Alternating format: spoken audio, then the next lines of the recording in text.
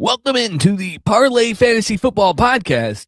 This is the betting episode, Week 16 NFL, and also some college football plays. So make sure that you play with us and run all of our expert predictions and sharp plays and cash that money. Stay tuned for more. Bye-bye. Do you like fantasy football and sports betting? Come join us here at the Parlay Fantasy Football Podcast, where hosts Matt, Shane, and Jason talk about fantasy players, lineups, and sports betting to help you compete and win championships. And of course, some extra cash. Let's jump right into the show. Welcome in to another episode of the Parlay Fantasy Football Podcast. Matt and Shane with you guys this lovely, chilly but warm evening in Kansas. Been up and down, up and down. Shane, how are you doing tonight, my guy? Oh, I'm not doing too terribly bad, Matt. You know what? I actually did something that a true fan would do. I rooted for my own team's demise. And Shane, unfortunately, how dare you? It was a week too late. I should have rooted harder a week prior, and then maybe Patrick would have two good knees instead of one. Fine. It's fine. It's fine. Everybody just calm down. Calm down. Everybody relax. I know the sports world went up in just an absolute frenzy when that happened. And yeah, let's just say Shane and Jason and I, we've been texting back and forth throughout this wild NFL year, wild NFL weekend. And, you know, I did say Jason's obviously not here with us tonight. He actually got called into work. So he unfortunately just had to bail on the podcast and go work. So it's just Shane and I. It is just Shane. Remember, guys, if you guys want to check out any of our stuff before we get into this actual betting segment, you head over to fantasy6pack.net, become an all-access member. Use promo code Parlay FF to get 15% off if you want to see more than just our free bets and much, much, much more. And then always, guys, head over to Fantasy Six Pack's YouTube channel, where we are currently streaming live. And every Tuesday evening, you can find us live on the YouTube. And click the subscribe button. It helps out as well. Parlay, QR code, bingo, bango, bongo up there on the screen. Yes. Scan that, baby, and it'll help you out even. It'll be the process will be a lot quicker. Okay. Mm-hmm. So head over to Apple Podcast and Spotify. If you guys want to listen to the audio side of the podcast, click to subscribe, leave a 5-star review. It helps us out immensely. And with that being said, Shane. Oh, what's up, Jamie? Jamie in the comment section said, "What's up, my dudes?" He's a weekly listener to us here. Jamie is a pretty cool dude. Go check his stuff out as well. Shane, what do you say we just jump right into the picks here? Yeah, I think that you should take it away, Matt, so that we can get right up in and cooking with fire and grease. No live show for the rest of the season. Hey, man, we're glad to have you, whether you have to leave shortly or whether you're here the whole time. That's right. Yeah, we love you here, Jamie. So yeah, he's a good guy. All right, so I'll jump in here with my picks here with my NFL plays of the week. Guys, my lock of the week, I'm taking Seattle -1.5 playing the Rams.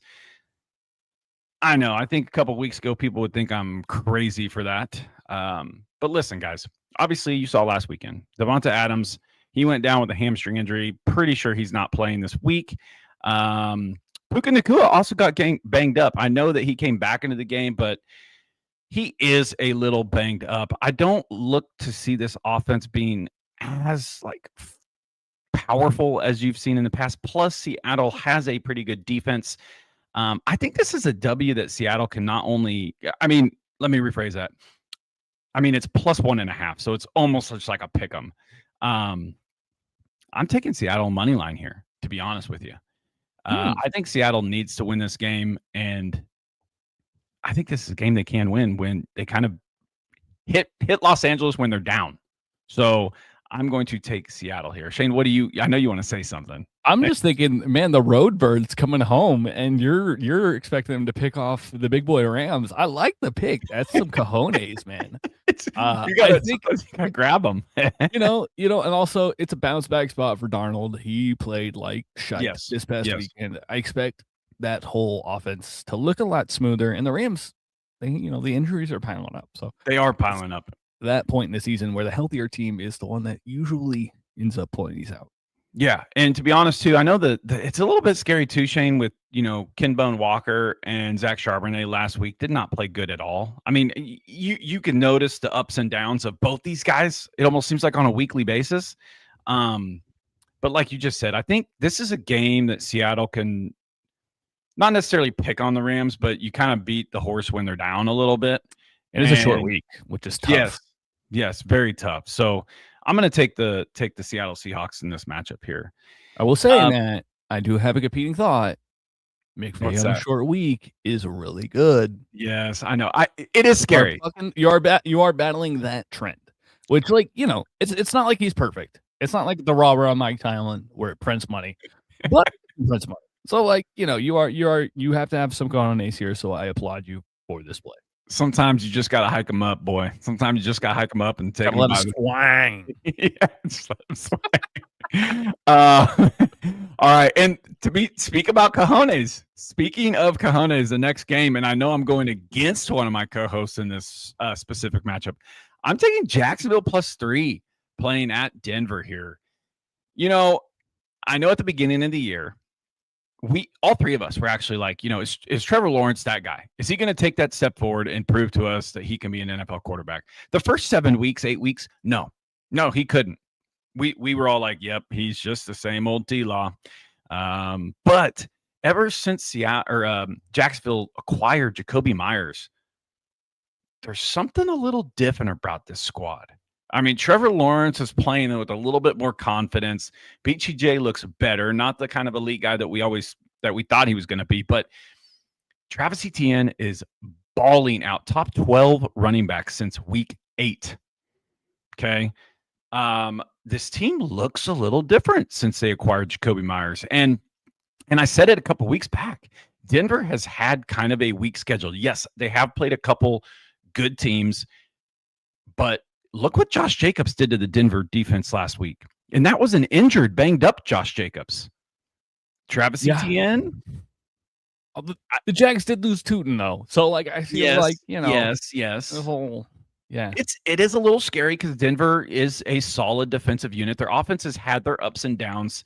But again, I still am along the lines of, at some point, you just, when is Denver going to lose a game? They're going to lose at least one more. At least I would think they're going to lose at least one more game before the end of the year. This is a perfect spot for the Jaguars and Trevor Lawrence to prove it to the world that they can be that squad.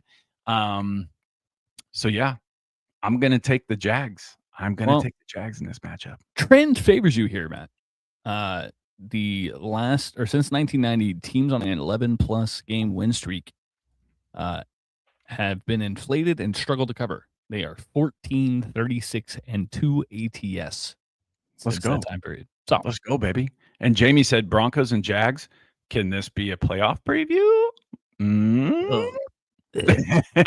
Sorry. Jamie, Shane don't like to hear that. Shane don't like to hear that in the AFC. Both of those make me want to throw up in my mouth. It's fine. It's fine. Continue, Matt. Tell us what your last play is so that I can roll right into my best bet. Well, and I do think that you and I are on the same page with this, Shane. I didn't see it until you posted it in our channel there. But I am taking as well, I think, as you, the San Francisco 49ers -6.5 versus Indy.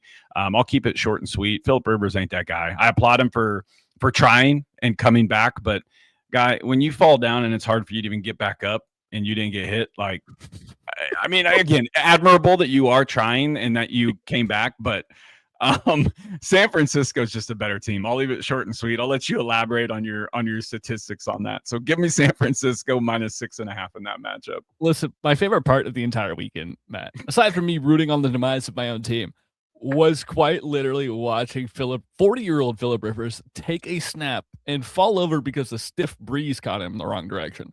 That is the most welcome to 40 moment that I've ever seen in my life. Hip replacement on the way. Listen, look what Jamie says. I'm stashing LT just in case. Hey, man. I like that, Jamie. Yeah, the fact that not LT, dang it, JT was like, hey, Philip's one of my original quarterbacks was such a hysterical like jab at how old Phillip Rivers is. Yeah. Listen, my math comes down to a similar stat. The Old Man Rivers and the Colts are basically up a creek without a paddle here. They are battling what would one maybe call a fairy tale. This is officially my lock. Look, Rivers looked okay, but let's not get it twisted. You're backing Steichen on the road in prime time. Steichen, in his short tenure, is 0-2 in prime time. ATS. Don't love that. Don't love the backup quarterback, the 40-year-old, going all the way to take this against San Fran. It's just not something I can back here. I think that Purdy gets it done. I think that CMC and that team are just a smidge better, as long as it's Rivers back there.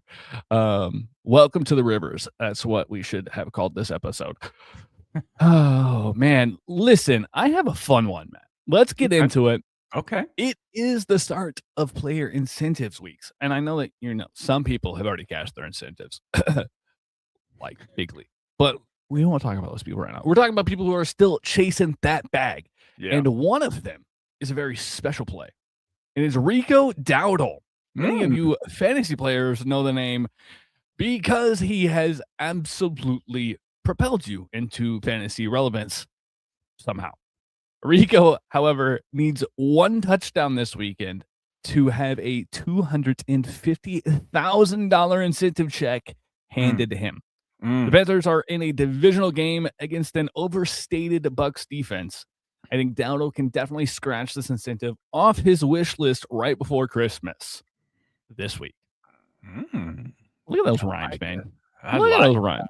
Dang, baby. And of course, it wouldn't be a week of Shane bets without a 6-point teaser. So let me just give you the easiest one possible. This is the classic Wong teaser. I'm teasing through the key numbers. It is Eagles to minus 0.5 and the Lions to -1. Look, the Lions need this game badly. Their offense, they're still chasing a playoff spot technically. Their offense is a superpower, but the Steelers' offense is not. As we saw just Monday. And yes, it is also a short week for the Steelers. So backing that spot up there. And then also Eagles 0.5. Eagles need to establish the fact that they can win routinely as the defending Super Bowl champions. Plus, it's a divisional matchup. And they should definitely take care of business against the team that's probably sporting a backup quarterback as well. What's up, Kyle? Welcome back to the stream.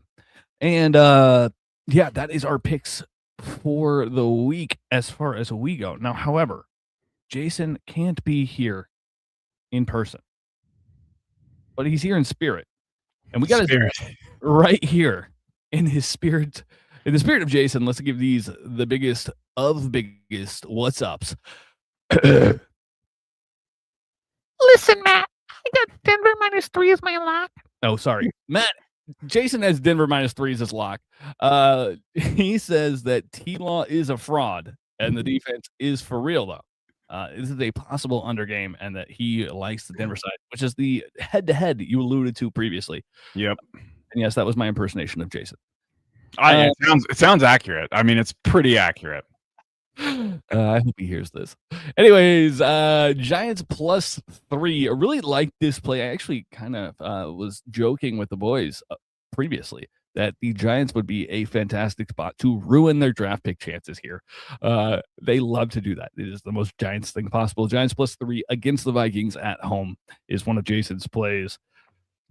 And last but not least, Ravens -3. The Ravens are taking on the Pats at home. Backing Vegas. That's the key. You're backing Vegas with what is really a funky number. Like, do you like that? Do you like that? I looked at that game and it is like I was on board with you. I think that's just such a funky number. Do you have any feeling of that game? I don't like the fact that I'm setting on a hook. I wish that it would swing one way or the other. I guess there is a 2.5 hanging out there currently. It looks like there's a 2.5 on FanDuel, but you're paying up quite a bit of juice for the 2.5 at -122. I may actually have swung that direction. However, I think this Patriots team is for real, and this is a bounce back spot. So it's tough to stick my neck out. Playing the number, I'd play the 2.5 side. If not, I would play the Pats, I think, at plus 3.5. Play that happy medium. Or just play a prediction market and live bet the game and win both sides. Matt, I think that wraps up all of our individual plays for this week. Now, let's get right into the Survivor Pool. If you are still alive in your Survivor Pool, first of all, congrats. Why are you listening to us for Survivor advice? You obviously have game cooking. But if you are alive, I think the easiest, most simple play is Buffalo at Cleveland, because Shedeur Sanders is a roller coaster. It's an experience. It's an experience, man. It is prime time. That's the best. Man. Gross. Yeah, even this Buffalo defense, I think he may make the Buffalo defense look good. We'll put it that way. Mm-hmm. Other than that, Detroit, if you haven't used them yet, is a good spot. Tennessee would be a sneaky spot. The Chiefs are going to go against your squad, huh? This is a spot. This is a spot you can play the Tennessee Titans and feel like you may sneak it. Do you honestly, truly believe that the Chiefs are just going to throw in the towel? Tank City, 1 billion%. You honestly think the integrity of Andy Reid they're going to do that? I still think they're going to try. They'll try, but the issue is that they're still playing 4 backup linemen and Gardner Minshew now. Dude, when we were like, hey, we're not getting any of these offensive linemen back, I was ready to pack that thing up 3 weeks. Do you want to know, Shane? Do you want to know the last time there was a playoff game without a Mahomes, Brady, or Manning? Don't look it up. No. I was gonna say it was the weekend. It was the year that Brady got hurt, but that's wrong. That's not right. Eli was still in the league at that point in time. Let's put it this way: is it 2002? No, I think it was 1998. Oh, I was like, it's way back there. I'm pushing it way back there. Minshew mania, chill, Jamie, chill. Minshew mania. Minshew mania when you're wide receiver coach. Never mind. We're not going to get into that. Yeah. There's a whole thing about there's a whole rant brewing, and we don't have time. I just checked the time on my watch that doesn't exist. We got a dog parlay. Yeah, we definitely got the dogs barking. It's just you and me though, so really, it's a do-si-do.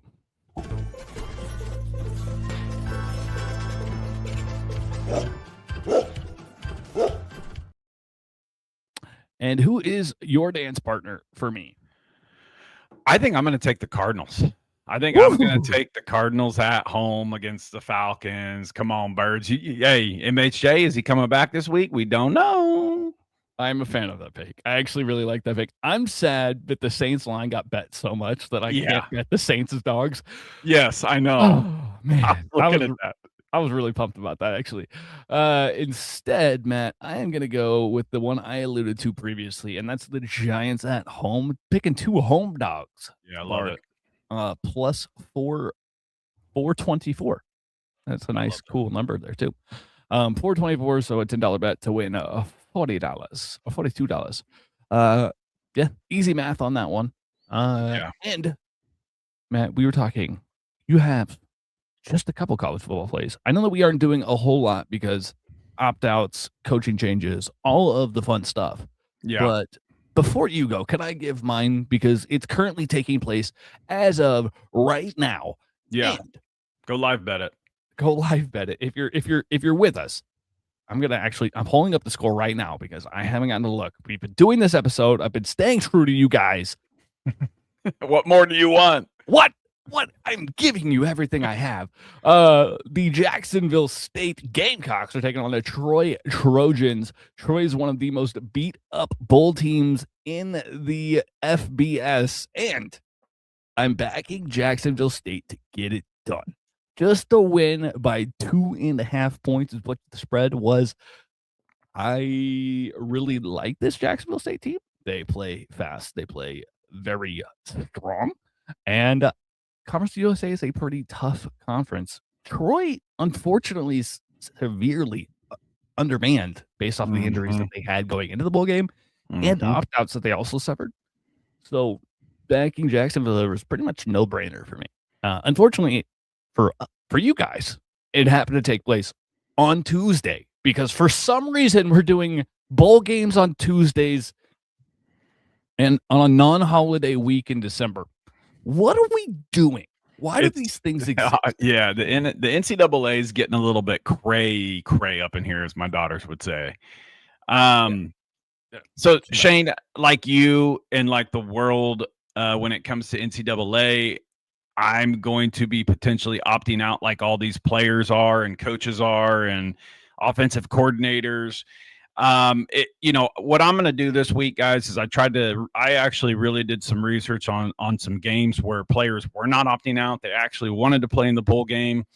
I get it with the whole NIL money and stuff. And when I was in college and I was playing ball, like it was just a treat to go play in a bowl game. Like you wanted to do that for your university, for your team. And now it's just, it's all about the money, which get that shmoney, I guess, get you a bag. Hold on. We have to address the allegations here. Jamie, I understand. Funny enough, Jacksonville is driving. So, like, that's why he says they're minus 3.5 on DraftKings. Yeah, because that 2.5 was what it was before the game kicked off, man. It's a tie game. It's 7-7. Jacksonville State's got the ball and they're driving. Okay. I can't control the live game. I still like it. 3.5 is still a solid play. Yeah, I still like the 3.5. Yeah. You're losing a point of value from what I bet it, but I still don't disagree with the thesis, man.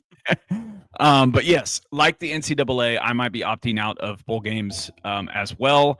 Again, my biggest advice for everybody out there that wants to bet the college bowl games is do your research. And just because you see a crazy number where it started high and it fell, go and check to see if players opted out. I mean, that's the biggest thing that you can do.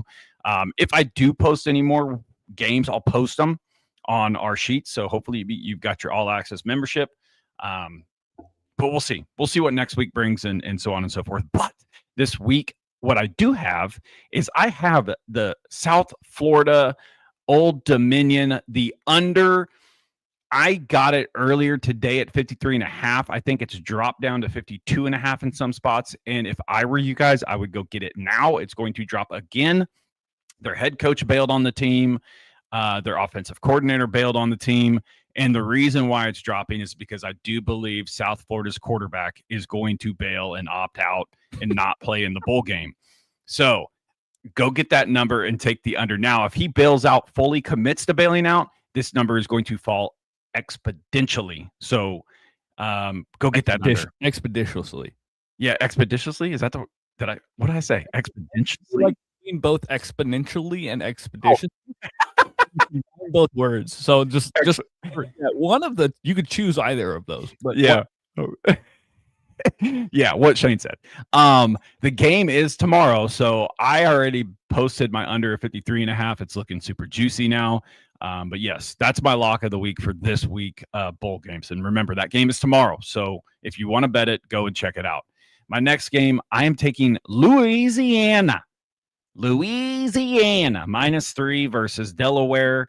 Louisiana hasn't had anybody, I don't think, as of right now, opt out. And their coach said that, hey, they want to go for a winning season. Their guys seem like they're passionate. They want to play in the bowl game.